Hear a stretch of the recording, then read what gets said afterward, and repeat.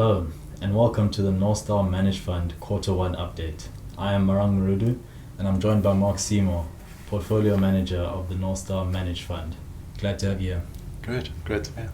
So Mark, the first quarter of 2026 has realized quite a bit of volatility as we've seen with the changes in intrinsic value discounts on both the local and offshore side of things. But just as you reflect on the quarter, how has the fund performed and what have been the key drivers of performance? Okay, so it's been a little tougher quarter for the Northstar Managed Fund. The main drivers of return in terms of asset allocation, so our slightly lower duration in fixed bonds, especially over the last month and a bit, stood us in good stead. So we've made some ground there. And then in terms of the contributions from equities, it's mostly been stock picking. So local equities has served us really well. There's been lots of opportunity to navigate this difficult period. And they've been exposed to Sasol in terms of the impact in terms of oil prices has served them really well. And then there have been some other really good rotations that have worked really well.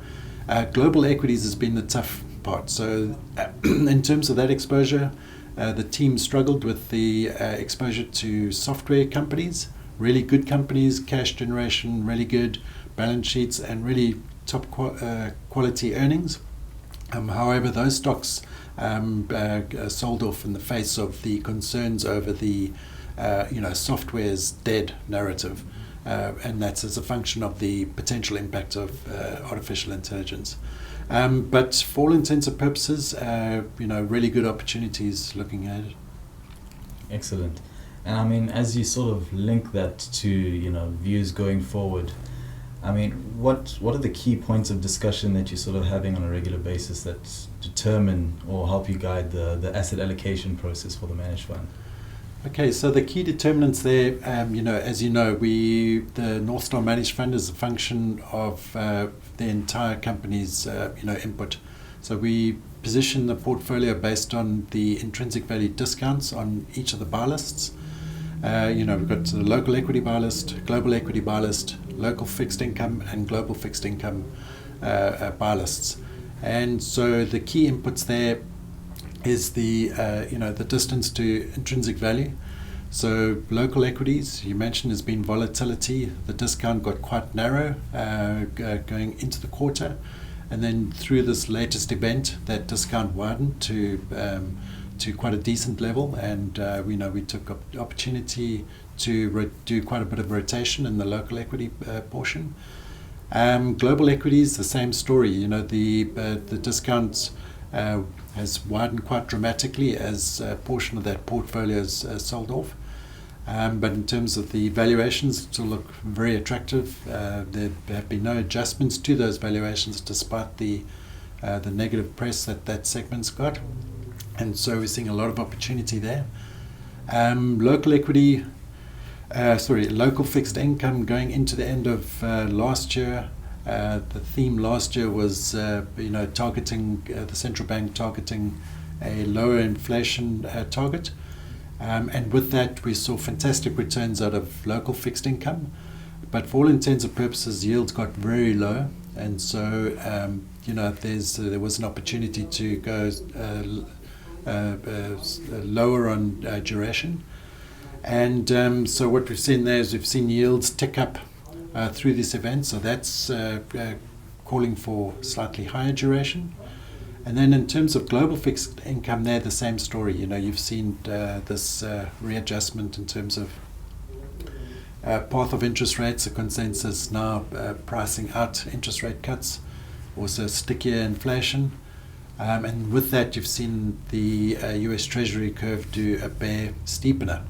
And yields actually weren't that bad at the start of the year, but certainly we're seeing a lot more value now in the 10-year plus range of that curve. So interestingly enough, the portfolio as it's currently positioned has some really decent returns. And speaking to that current positioning, how would you describe where the fund is positioned at the moment, or where you're going towards? Okay, so in terms of the fixed income exposure locally, the yields are starting to look more attractive in terms of fixed bonds in the front end of the curve. Also, inflation-linked bonds, despite the yields not looking as attractive on a relative basis, certainly if you start pricing in slightly higher inflation, that portion, the front end of the inflation curve, remains attractively valued. And then in terms of global fixed income, what we see through this event is a lot more attractive yields longer out. So we're busy looking for opportunities longer out in the treasury curve.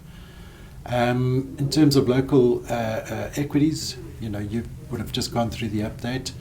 And we've seen some rotation there, and then likewise in the global buy list, the team have been doing good work and actually upweighting their exposure to those favourable portions in the portfolio, which is specifically those software companies. Mm-hmm.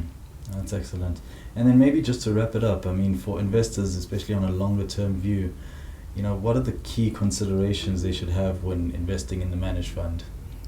Okay, so the Northstar managed fund sits in the high equity category, and with that, the portfolio is designed to deliver a 5% real return. When we look at different asset classes, and we've done all the back testing, it gives us a good idea about the blend of assets.